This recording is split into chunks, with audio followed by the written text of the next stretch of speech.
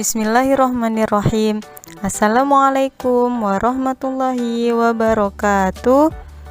Apa kabar anak-anak? Semoga kita tetap dalam lindungan Allah Subhanahu wa Ta'ala. Tetap laksanakan protokol kesehatan dimanapun kalian berada ya.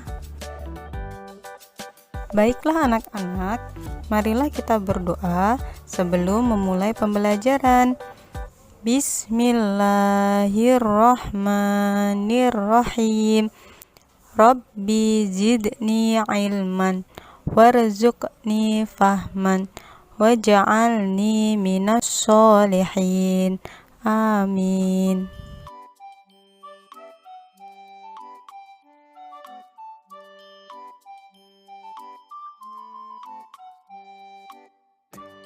Baiklah anak-anak, pada video kali ini kita akan belajar pelajaran 12, Kisah Nabi Ismail.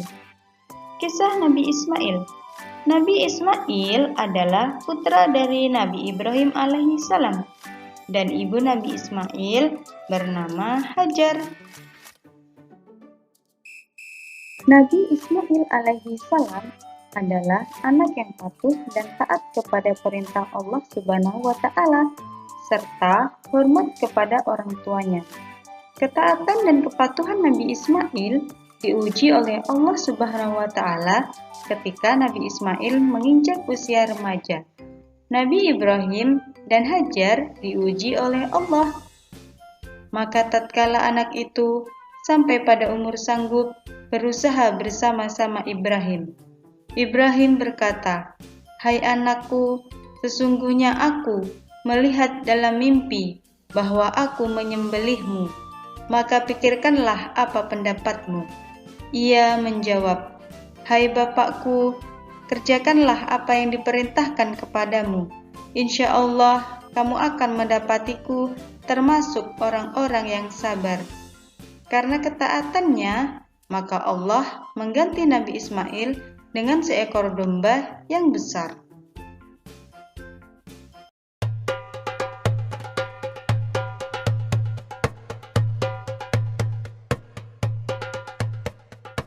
Ketika Nabi Ibrahim alaihissalam hendak pergi, Siti Hajar mencoba menahannya dan berkata, "Wahai Ibrahim, kemana engkau hendak pergi?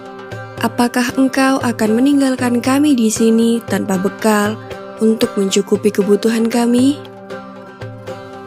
Nabi Ibrahim tidak menjawab dan tetap beranjak pergi. Siti Hajar pun kembali bertanya, "Apakah Allah yang memerintahkanmu melakukan hal ini?" Nabi Ibrahim pun menjawab, "Ya, Allah lah yang memerintahkanku." Siti Hajar pun kembali berkata, "Kalau begitu Allah tidak akan membiarkan kami." Mendengar jawaban Siti Hajar, Nabi Ibrahim pun akhirnya pergi dari tempat itu. Setelah melewati sebuah bukit, hingga tak terlihat oleh Siti Hajar dan anaknya Ismail, ia pun berbalik. Ia memandang ke arah Baitullah, sembari berdoa meminta kepada Allah agar segala kebutuhan istri dan anaknya senantiasa tercukupi. Nabi Ibrahim kemudian kembali ke negeri Syam untuk menemui istrinya Sarah atas perintah Allah. Di padang pasir yang tandus bernama Makkah itu, Siti Hajar kebingungan mencari sumber air untuk Ismail yang terus menangis karena kehausan. Maka berlarilah Siti Hajar ke sana kemari tanpa arah tujuan. Berkali-kali ia pulang pergi antara Bukit Syafa dan Marwah, tetapi tidak didapatnya setetes air pun. Tiba-tiba Siti Hajar mendengar suara yang memerintahkan agar Ismail diletakkan di sebuah tempat. Maka diletakkanlah Ismail di tempat sesuai perintah yang ia dengar. Dengan izin Allah Subhanahu wa Ta'ala, kaki bayi Ismail yang menghentak-hentak itu seketika muncul mata air dari dalam pasir dengan derasnya. Lalu Siti Hajar pun segera meminum sepuasnya dari sumber mata air itu, dan Ismail pun berhenti menangis. Tak lama kemudian, mata air itu makin melimpah. Jibril pun berkata kepada air itu, Zam-zam yang berarti berkumpullah. Maka dengan izin Allah, mata air itu mengumpul. Sampai sekarang mata air itu tidak berhenti mengeluarkan air dan dapat kita kenal dengan sebutan air Zam-zam. Peristiwa berlari-larinya Siti Hajar antara Bukit Safa dan Marwah dalam mencari sumber air akhirnya dijadikan salah satu rukun haji yang dinamakan sa'i. Para muslim yang menjalankan ibadah haji diwajibkan berlarian kecil sebanyak 7 kali antara kedua tempat itu. Kemudian datanglah suatu rombongan kafilah Arab dan suku Jurhum yang kebetulan sedang kehausan dan mencari-cari air. Sampai di kota Mekkah, tiba-tiba mereka melihat burung-burung yang sedang berterbangan di atas suatu bukit. Mereka menduga pasti ada sumber air di tempat burung-burung itu. Dan ternyata dugaan mereka benar. Di tempat itu, mereka dapati Siti Hajar dan putranya Ismail berada di tepi mata air yang jernih dan makmur. Maka orang-orang Arab itu menemui Siti Hajar dan memohon izin untuk mengambil air dari tempat itu. Siti Hajar mempersilahkan dan minumlah seluruh anggota kafilah itu dengan puas. Setelah sekian lamanya, kemudian Nabi Ibrahim datang ke Mekah untuk menjenguk istri dan anaknya. Sesampainya di sana, terkejutlah beliau melihat mata air yang melimpah dan tenang di tempatnya. Juga di sekitarnya terdapat desa yang subur dan makmur.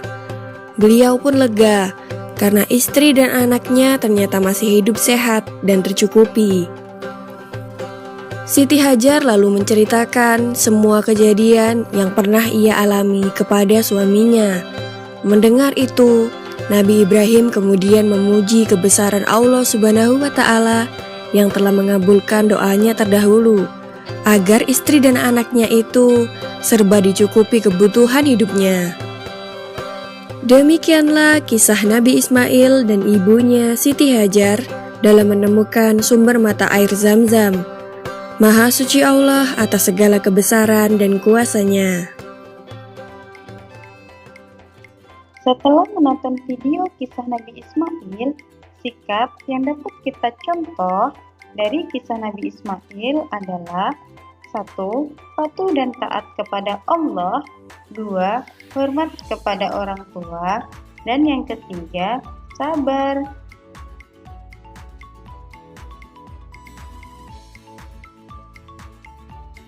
Baiklah anak-anak, yang selanjutnya yaitu adalah tugas. Tugas kali ini ada di buku cetak PAIBP halaman 172. Insya Allah aku bisa, dan ayo berlatih 1. Soal 1 sampai dengan 5. Jangan lupa dikerjakan tugasnya. Terima kasih sudah menonton video ini. Wassalamualaikum warahmatullahi wabarakatuh. Baik semua, untuk yang sudah menonton video kami, jangan lupa klik subscribe, nyalakan tombol notifikasinya, serta dan jangan lupa di komen. juga klik tombol like dan share. Terima kasih.